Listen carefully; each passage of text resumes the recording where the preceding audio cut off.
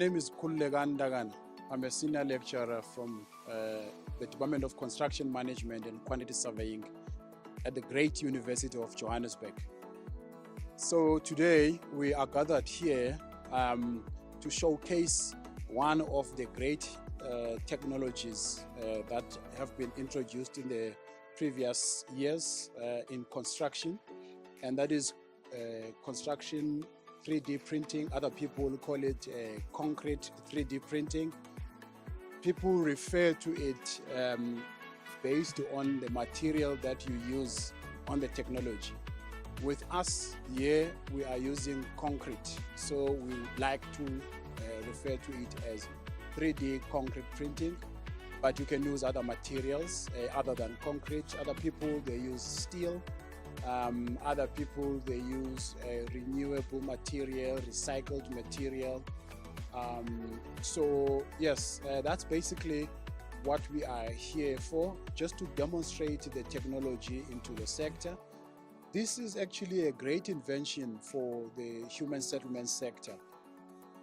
You will see that the machine behind me is a robotic arm because of the arm that it uses to print. There's other types of the machine. Other types, one would be a gantry system. So from the University of Johannesburg, we opted for the robotic arm, because it's a crawler system and because it uses the arm, of course, to print. And this is because we are targeting the housing delivery.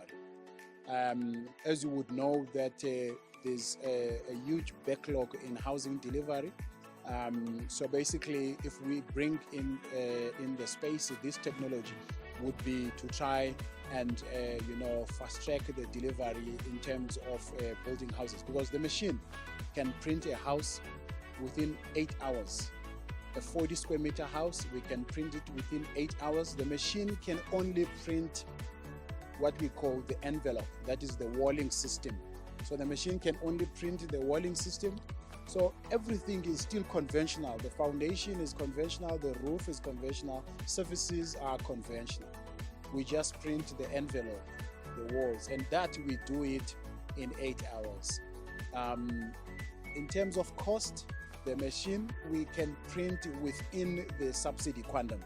So I understand there's a perspective out there where people are saying these technologies are expensive.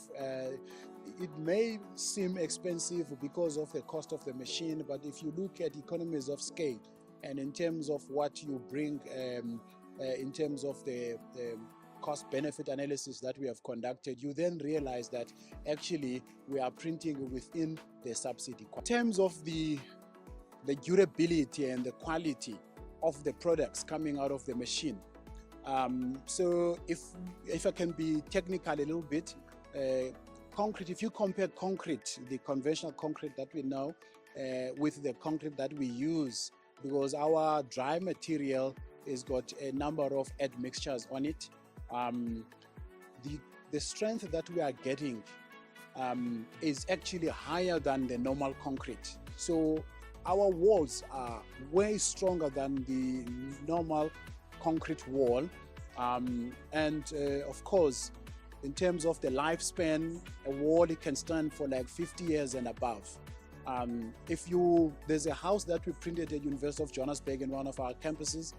If you would go there when it's hot like this, you realize that when you walk into the house, it's so cold, it's so nice. So in terms of the global warming and climate changes, the house adapts very nicely with the climate changes. So it helps us in that. So basically, we have developed the local material, and we are still conducting research in terms of what other materials that we can use, of course, to try and mitigate the climate changes and many environmental, of course, effects that we may encounter.